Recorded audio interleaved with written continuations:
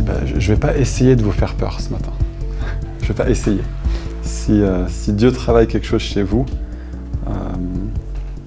qu'il le fasse.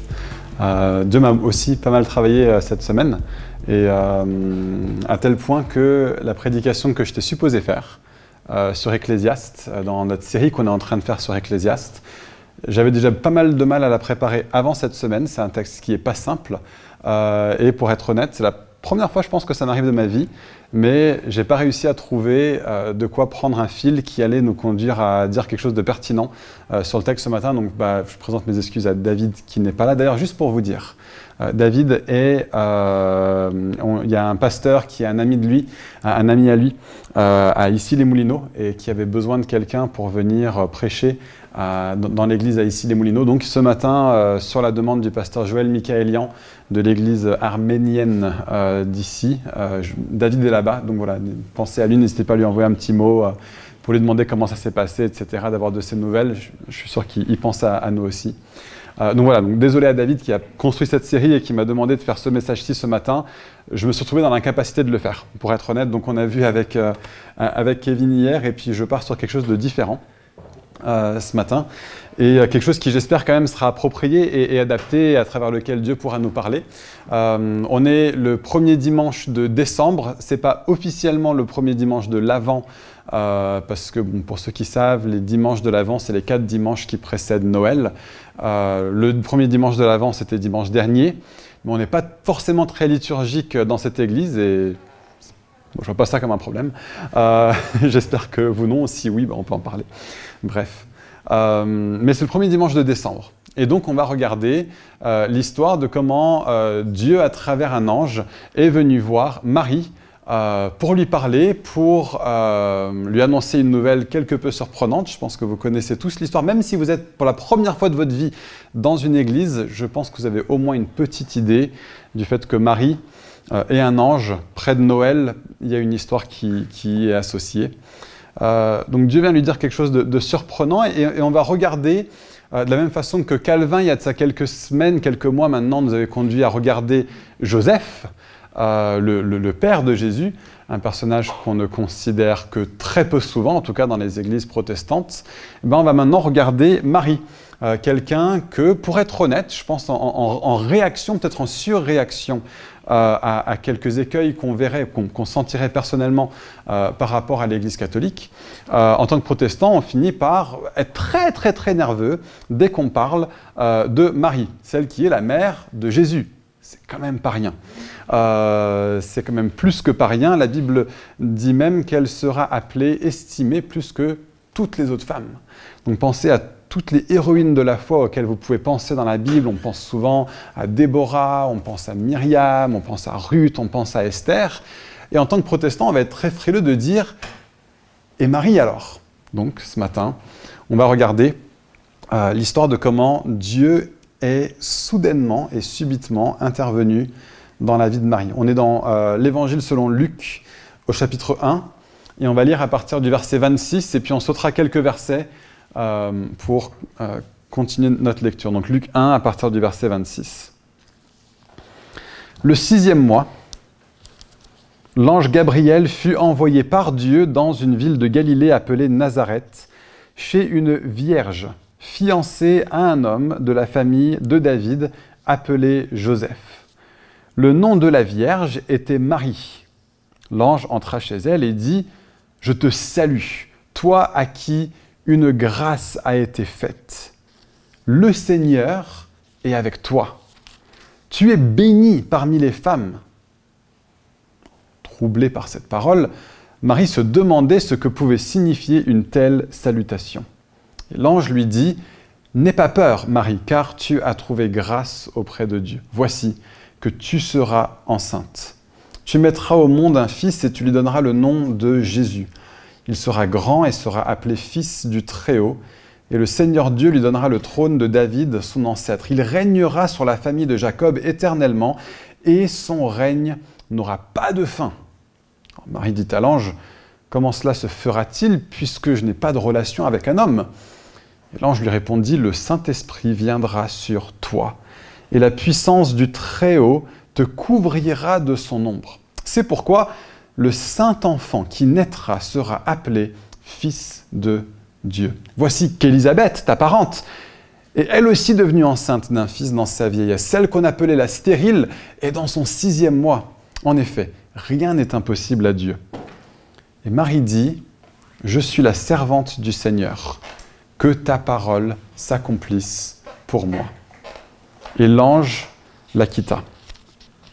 Donc ensuite, Marie va voir sa cousine Élisabeth, et puis Élisabeth lui dit « Mais quelle merveilleuse nouvelle !» etc. Et Marie répond à cette joie qu'Élisabeth éprouve face à elle. Elle se rend compte, Élisabeth, que sa jeune cousine est enceinte avec le Messie. Et Marie répond « Mon âme célèbre la grandeur du Seigneur, et mon esprit se réjouit en Dieu, mon Sauveur, parce qu'il a porté le regard sur son humble servante. En effet, voici désormais toutes les générations me diront heureuse, parce que le Tout-Puissant a fait de grandes choses pour moi. Son nom est saint, et sa bonté s'étend de génération en génération sur ceux qui le craignent. Il a agi avec la force de son bras, il a dispersé ceux qui avaient dans le cœur des pensées orgueilleuses. Il a renversé les puissants de leur trône, et il a élevé les humbles. Il a rassasié de biens les affamés, il a renvoyé les riches les mains vides. Il a secouru Israël, son serviteur, et il s'est souvenu de sa bonté, comme il l'avait dit à nos ancêtres, en faveur d'Abraham et de sa descendance pour toujours. Marie resta environ 3 mois avec Élisabeth, puis elle retourna chez elle. Alors j'aimerais regarder 3 choses dans ce passage. Peut-être que chacune des 3, ou 2 des 3, ou peut-être qu'une seule des 3, j'espère qu'au moins une des 3, vous parlera et vous permettra de recevoir quelque chose de la part de Dieu ce matin que vous pourrez prendre avec vous aujourd'hui, prendre avec vous dans vos semaines. La première chose que j'aimerais faire remarquer par rapport à Marie, c'est sa disposition à entendre Dieu. Sa disposition à entendre Dieu. On voit qu'elle n'a rien cherché. Elle n'était pas là en train de rechercher d'avoir une certaine position, d'avoir une certaine stature, d'être une telle et telle et telle personne. C'est simplement quelqu'un qui était positionné dans sa vie de telle sorte que Dieu se dise « ça va être elle ». Ça va être elle. Alors on voit aussi dans le texte qu'il y a un grand élément où c'est la grâce de Dieu envers elle.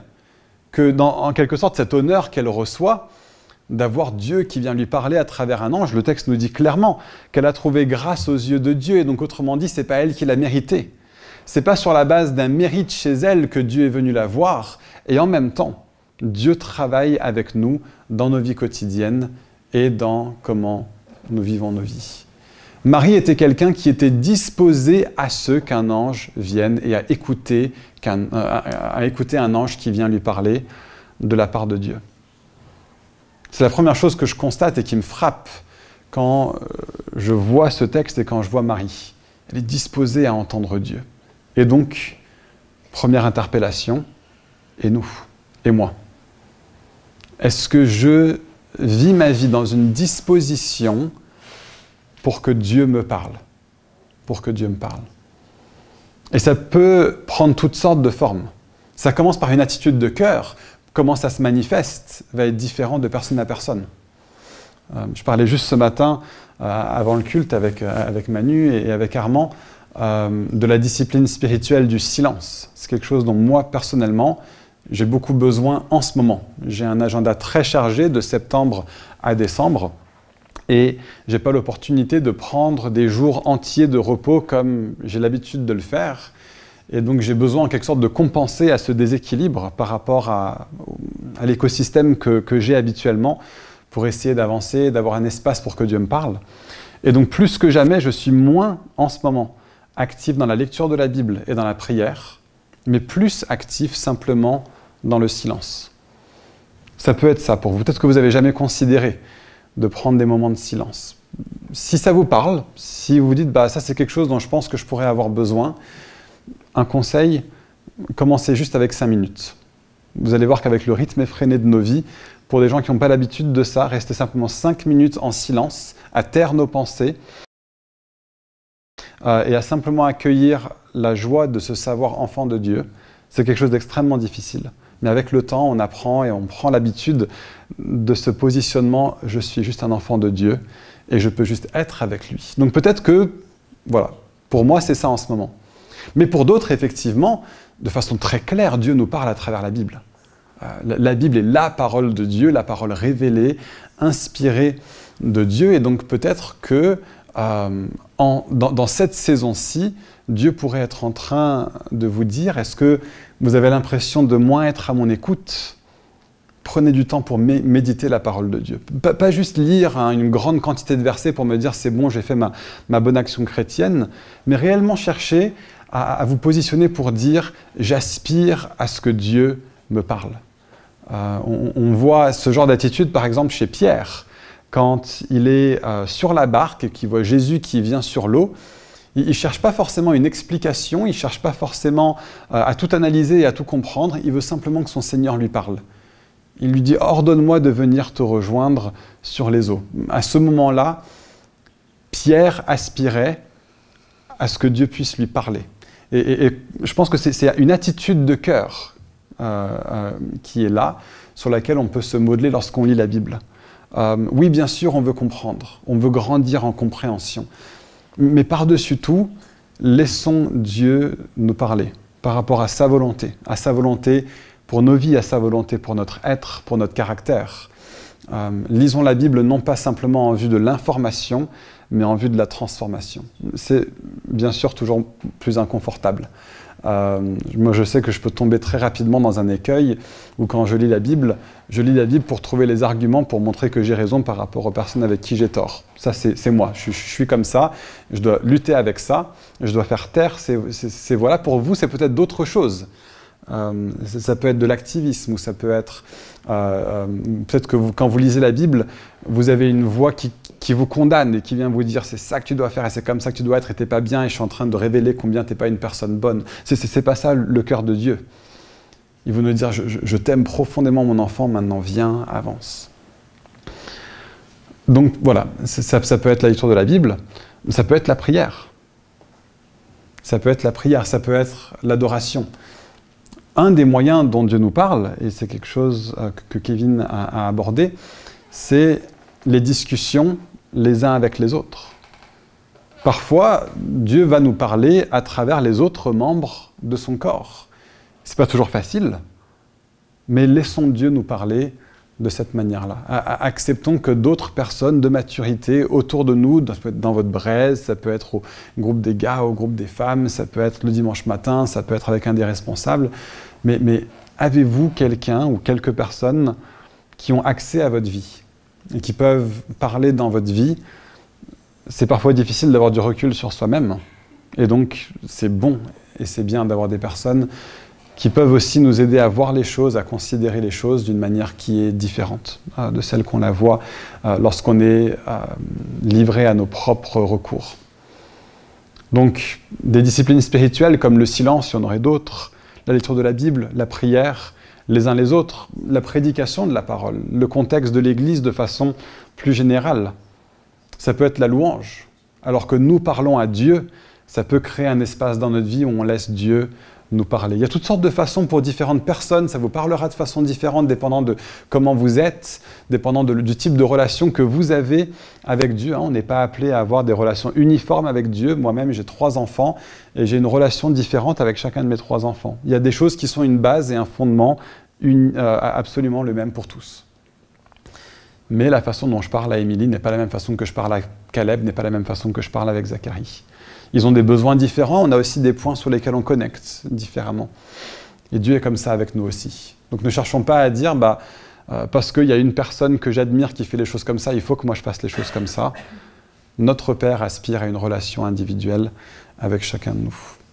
Et Marie vient et elle se laisse trouver. Et je dis elle se laisse trouver parce que Marie n'est pas, au verset 29, Marie n'est pas réticente lorsque l'ange vient et que l'ange lui parle. Elle ne fait pas taire la voix de Dieu, elle prend le temps de l'écouter. Troublée par cette parole, Marie se demandait ce que pouvait signifier une telle salutation. Elle est là, l'introspection. Elle est là, cette attitude de dire « Dieu vient et il me parle, je veux me laisser trouver, je veux me laisser parler. Donc ça, c'est une première chose que je vois. Est-ce qu'on a de l'espace dans notre vie pour que Dieu puisse nous parler?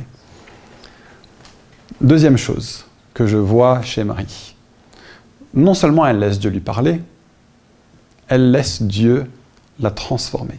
Alors, ce que Dieu lui demande, on s'en rend peut-être compte, on s'en rend peut-être pas compte, mais c'était d'une ampleur gigantesque.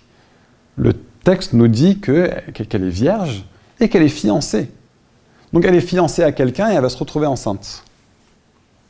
N'importe quel fiancé, n'importe quel futur mari avec un minimum de bon sens se dira « il y a un problème ». Il y a un problème. Mais Dieu veut travailler en Marie. Il veut aussi travailler à travers elle, on va voir ça ensuite, mais il veut travailler en elle. Il la conduit à la transformation, à travers cette chose extrêmement difficile qui demande d'elle non seulement qu'elle aura à faire face au regard de Joseph, bien sûr, mais du reste de la société alentour également. Elle aura la responsabilité d'élever le Messie d'Israël, qu'elle sait déjà, mais qu'elle va peut-être découvrir plus tard aussi, qui est le sauveur du monde, y compris son propre sauveur. Elle a cette charge et cette responsabilité. Dieu vient la voir et elle sait qu'il va y avoir de la transformation qui est impliquée là-dedans. Le Saint-Esprit viendra sur toi et la puissance du Très-Haut te couvrira de son ombre. Et tu seras enceinte. Ça déjà, c'est rien que ça, c'est une transformation. Mais au-delà de la transformation très physique, très tangible, qu'elle va avoir dans son corps au cours des 9 mois qui suivront, Dieu est en train de la travailler. Dieu est en train de la conduire à grandir. Et donc, question, est-ce que nous avons des espaces dans nos vies où nous laissons Dieu non seulement nous parler, mais aussi nous travailler? Parce que peut-être que la première chose, cet aspect de laisser Dieu nous parler, ça peut être profondément associé, non pas à des choses qui vont être difficiles à vivre et difficiles à entendre, ça peut simplement être laisser Dieu nous parler et nous rappeler, nous réconforter, nous consoler par rapport au fait que nous sommes ses enfants. C'est ça parfois que Dieu a envie de nous dire. Hein. Quand on parle de laisser Dieu nous parler, ça ne veut pas forcément dire être tout de suite sur le mode « bon, je vais passer à la moulinette ». Non, on a un Père qui est bon. Quand j'appelle mes enfants pour venir me voir au salon, j'essaye de faire aussi fréquemment ça pour leur dire « mon fiston, est-ce que je t'ai dit récemment à quel point je t'aime ou bien je veux te faire un câlin ?» Et parfois, je l'appelle au salon parce que j'ai aussi quelque chose à lui dire, parce où il y a besoin de transformation chez lui ou chez elle. Mais quand notre Père veut nous parler, on peut avoir cette attitude de se dire c'est uniquement parce qu'il veut nous faire passer à la moulinette. Mais non, notre Père veut nous parler pour nous réconforter, pour nous consoler, pour nous guérir. Et la Bible dit même que c'est la bonté de Dieu qui nous conduit à la repentance. Hein? C'est la bonté de Dieu qui nous conduit à la repentance. Alors la Bible nous dit aussi de considérer la bonté et la sévérité de Dieu. Il est un bon Père. Il ne nous laisse pas juste aller dans les voies qui sont les nôtres, dans lesquelles on pourrait se fourvoyer. Mais considérons ensemble que le seul et même Dieu est profondément, profondément au niveau de son caractère un Dieu de bonté, en même temps qu'un Dieu de sévérité. Donc laissons Dieu nous parler, laissons Dieu nous consoler, laissons Dieu nous réconforter. Mais parfois, les choses sur lesquelles Dieu va nous parler, ça va nous travailler. Ça va nous travailler. Et donc là, à nouveau, il y aurait la possibilité de l'accepter ou bien de fuir. On peut l'ignorer, on peut dire non, je ne suis pas disposé à grandir, j'en ai pas envie, c'est pas confortable, c'est pas simple, ça me remet en question, j'ai pas envie de changer. D'ailleurs, ça prend du temps de changer. Ça prend du temps que certains de nos mécanismes qui soient d'abord remis en question et puis qu'on arrive à trouver des moyens de les surpasser et d'avancer. Mais on voit Marie comme une femme qui se laisse profondément, profondément travailler par Dieu à tel point que c'est cette chose vraiment difficile que Dieu vient lui demander de faire. Elle se trouve disposée à le faire. On ne sait pas ce qui se passe dans sa tête ni dans son cœur dans les semaines et dans les mois qui viennent. Mais alors qu'elle va à la rencontre d'Élisabeth, voici simplement ce qu'elle a à dire. Mon âme célèbre la grandeur du Seigneur, et mon esprit se réjouit en Dieu, mon Sauveur, parce qu'il a porté le regard sur son humble servante. Et voici désormais toutes les générations me diront heureuses. Dans ces paroles, on voit un cœur qui est travaillé et un cœur qui est transformé. Elle se réjouit du fait que Dieu est son Sauveur. Elle se réjouit du fait que Dieu est son Sauveur. Autrement dit, elle a accepté qu'elle ne peut pas se sauver elle-même. Elle a accepté qu'elle est quelqu'un qui a besoin d'un Sauveur. En tant que chrétien, c'est important que nous reconnaissions notre besoin et notre dépendance à Dieu. On peut simplement présumer, j'ai besoin de rien, mais tout le message de l'Évangile, c'est que nous sommes des hommes et des femmes avec un profond besoin d'un Sauveur, non seulement pour la vie éternelle, mais d'un Sauveur aussi pour nous transformer dans l'instant présent. L'humilité qui nous conduit à accepter cette œuvre de transformation que Dieu veut faire dans nos cœurs est quelque chose qui va de pair avec notre confession de foi. Que mon péché, je ne peux pas résoudre son problème à moi tout seul. Je ne peux pas résoudre le problème de mon péché. Je ne peux pas résoudre le problème de ma culpabilité face à Dieu tout seul. Mais gloire à Dieu, j'ai un Sauveur qui est dans les cieux et qui l'a fait pour moi. Et je ne peux pas résoudre le problème de la puissance du péché et de son impact encore dans ma vie aujourd'hui, même si je ne suis plus sous la condamnation du péché. Je suis encore marqué par le péché dans cette chair dans laquelle j'habite. Mais d'accepter que la façon dont je vais surmonter ça, ce n'est pas par mes propres forces, mais par la puissance de Dieu qui agit en moi, par son esprit qui me remplit et qui veut ma transformation. Et donc il y a cette transformation intérieure qui s'est produite chez Marie, de telle sorte qu'elle est devenue une personne qui accepte qu'elle est quelqu'un en besoin d'un Sauveur. Elle est quelqu'un qui a besoin que Dieu intervienne dans sa vie. Et elle se décrit comme ceci, son humble servante. Voilà le positionnement qu'elle avait face à Dieu. Alors ce n'est pas un positionnement qui est naturel pour aucun d'entre nous. Nous ne naissons pas avec une volonté d'être l'humble servant ou l'humble servante de qui que ce soit. Ce n'est pas une disposition qui nous vient naturellement et tout dans notre enfance nous conduit à nous rébeller contre ça. Pour ceux d'entre vous qui avez des enfants, je pense que vous connaissez de façon très proche cette réalité. Mais Marie s'est laissée transformer pour qu'elle puisse non seulement se décrire intérieurement, mais confesser publiquement « Je suis une humble servante de Dieu. Voilà qui je suis. » Elle accepte que Dieu vienne et que Dieu la transforme. Donc peut-être que là où Dieu veut vous parler ce matin, c'est est-ce que je suis quelqu'un qui accepte au quotidien que Dieu vienne et que Dieu me remette en question et que Dieu me transforme. Et c'est pas simple, on a tellement l'habitude de se justifier soi-même. On a tellement l'habitude d'être dans une attitude de rapport de force, mais n'oublions pas, notre Dieu est un Père qui est profondément bon et qui nous aime et qui a le meilleur pour nous. Nous pouvons lui faire confiance.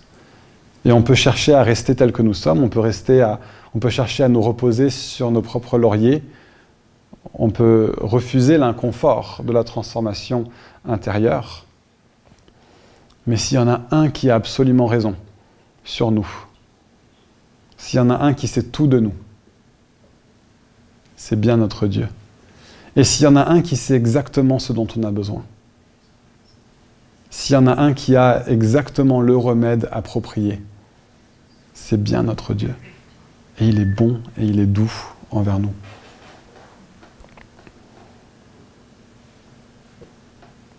La dernière chose, c'est que de se considérer comme une humble servante, c'est mon troisième point, Marie a accepté d'agir avec Dieu.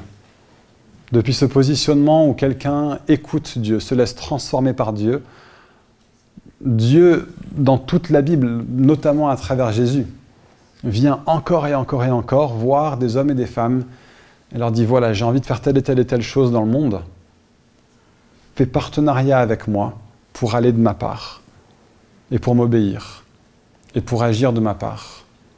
Donc est-ce qu'il y a quelque chose dans lequel Dieu aimerait que vous entriez?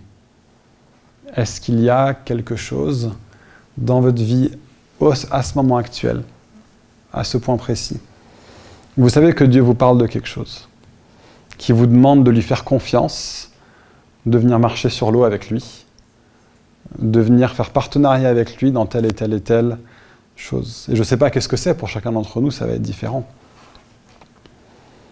Mais est-ce que vous êtes réticent là-dessus? Ce que Dieu demandait à Marie de faire, c'était quelque chose de gigantesque qui allait impliquer au moins 18 ans de sa vie, peut-être 30 ans de sa vie dans la culture de l'époque. Les 2-3 premières années allaient être particulièrement ardues. Même après, imaginez à 12 ans, avoir Jésus comme fils.